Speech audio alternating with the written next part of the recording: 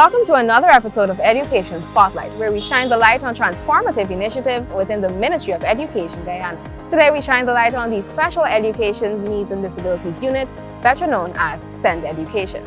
This essential sector is working towards creating an inclusive and supportive educational environment for all students.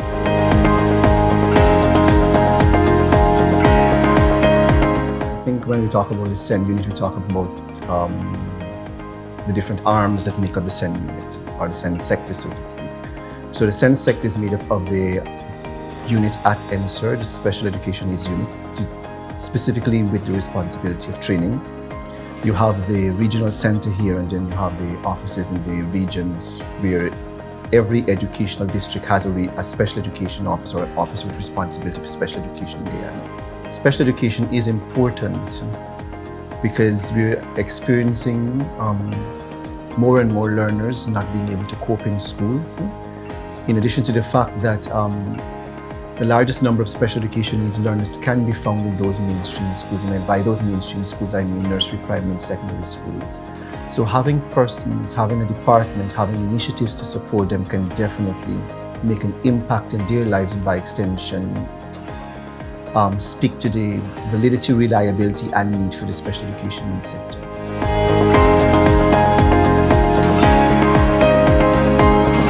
One initiative that we have taken so far to improve or to support learners with SEND is establishing more SEND spaces. And let me just say, when we talk about establishing more SEND spaces, currently I guess people are aware of the SEND schools, David Rose and St. Barnabas and the Diamond East Valley Special School. But we have SEND units now, and the SEND units are the spaces or classrooms within the mainstream schools. And one of the things we've done is that we've moved that number from 13 to 21. So learners with special education needs, once they have been identified, can now access education within their neighborhood communities, which lends itself to a principle within the inclusion policy that we have. One initiative. The second initiative is we understand that the need for education and ensuring that the education meets the need of the learners, because there are 13 categories of disabilities. And so the Ministry of Education would have collaborated with the Ministry of Education Jamaica, and we would have done training for teachers who manage classes for children with intellectual disability, moderate to severe. Intellectual disability is one category of disability, and so we thought it best, and in addition to being one category of disability, intellectual disability is the most prevalent disability diagnosed here at the regional center for the past 3 consecutive years. So it is important that since we know that this is happening, this is the highest rate that we're getting, that we provided support for them. So we have the curriculum training done with the special education needs officers first and foremost, and then they in turn provided the training to the teachers who teach children with intellectual disability. That's awesome, because we now can say that children with intellectual disability who are moderate to profoundly affected can access the kind of curriculum that is tailored for them or best suits them and their needs. A third initiative would be the pool that we have here. I know it's just located here in Georgetown, but I can assure you that it's open to kids from Region 3 come to use it, Region 4, Georgetown, and so people are using it. So that's another initiative that's going here. It may just seem as a pool to some people. For others, it can be an area of socialization, an area for developing of language skills, an area for understanding and seeing behaviors that are appropriate, so to speak. Another initiative is the ongoing or the soon to be concluded training that we had here. The Ministry of Education collaborated with Amaya Academy. And what Amaya Academy has done is they've brought to us training in terms of understanding what is an FBA, a functional behavioral assessment, the behavioral intervention plan, and then the applied behavior analysis.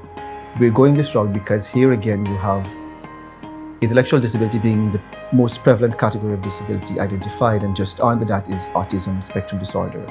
And here again we're trying to meet that mark. Before I go there, I should say another initiative would have been the teachers at the SEND program at the Cyril Potter College of Education. And the first cohort will graduate this year with 2 areas of focus, autism and intellectual disability. So they've done their training there in autism, the focus on autism, I think there are about 22 of them who focused on autism here. And so now, out of that 22, you have a few of them now who are zoning in on the behavioral intervention thing that we have here now. We have a kiddo who's behaving in class. We know the kiddo has autism, so we understand what is autism. We know the characteristics, the features, and what we need to do. Now we're going to do a functional behavioral assessment. The functional behavioral assessment helps us to understand what is the function of the behavior. And every behavior is intended to communicate something, to get something or to get away from something. Now we know what the function of the behavior is. We do the intervention plan, the behavior intervention plan, which would encompass the applied behavior analysis. So those are some of the initiatives that we are working on.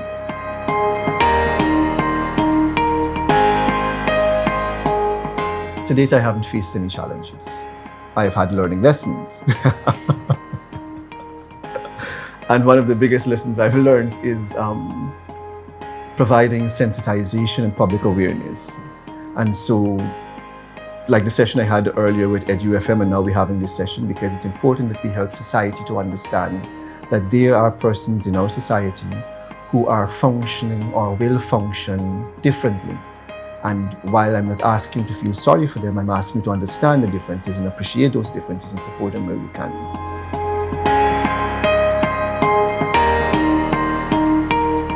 We're working towards establishing more sense spaces because we need those sense spaces. We're going to be working on screening, universal screening. Screening is important because with early identification comes early intervention. We're looking at adding to the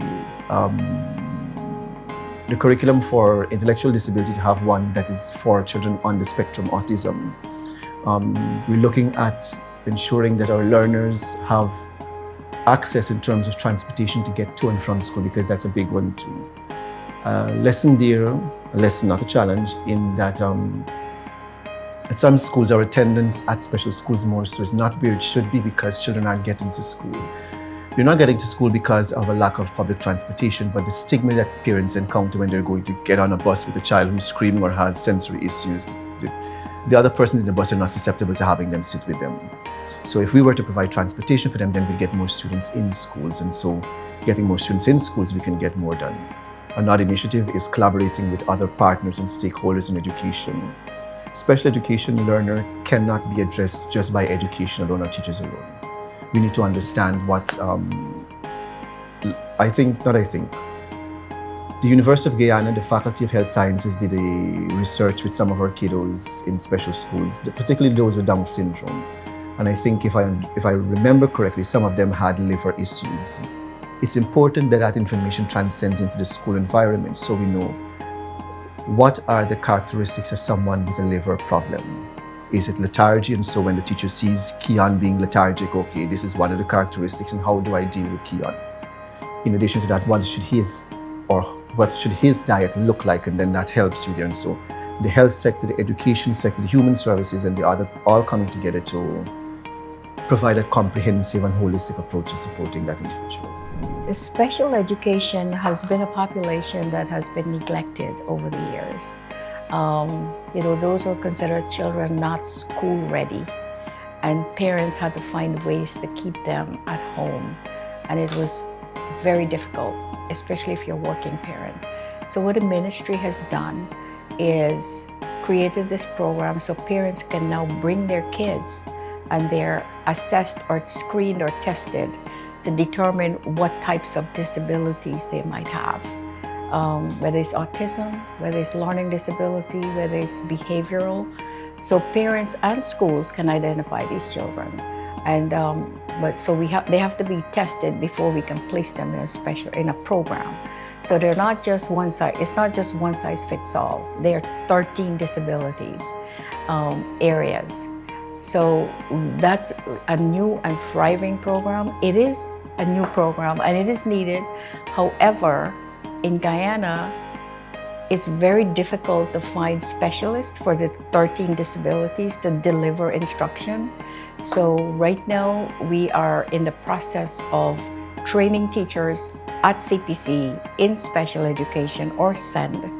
And then they in turn will go back into the schools and deliver. And we are hiring not just teachers per se, but anyone out there who are certified or qualified to teach any in the subject areas. So SEND is not going anywhere. And you know what? It's a really good program, and the ministry must be applauded for that. To look at that population, because it was an overlooked, it was a hidden population, it was secret. Nobody wanted to talk about their children who were not learning, and now there's no need to worry about that. We are providing them an education so they can get out there as they get older and get a job that matches their skills. And some of them may not become doctors or lawyers, some may, but what we're doing is equipping them with skills so that as they get older, whatever they're able to do, they can get involved as well. So the entire spectrum, from the disabled to the gifted and everyone else in between. And that's a wrap on this episode of Education Spotlight. I'm your host, Sheena Henry, and until next time, stay informed, stay inspired, and keep shining.